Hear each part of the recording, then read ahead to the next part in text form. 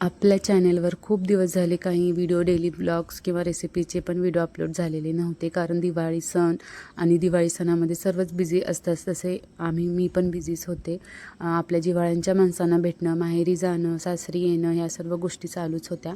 हे माझं माहेरचं घर आहे आणि कुठेही गेलं तरी मला टेरेस म्हणजे अगदी खूपच म्हणजे एकदम माझी स्पेशल जागा म्हटलं तरी चालेल.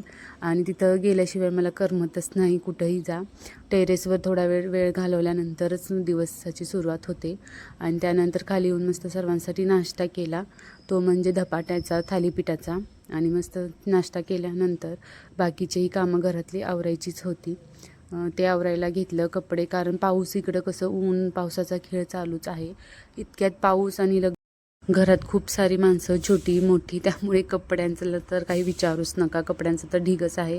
आणि हा सगळा ढीग सुकवायचा होता. सुकवायला गेले तर काय पाहू शकता, थोड्या वेळातच असा धो पाऊस आला. तरीही मुलांचं काही मस्ती मजा ही चालूच होती. त्यांना पावसात खेळायचंच होतं.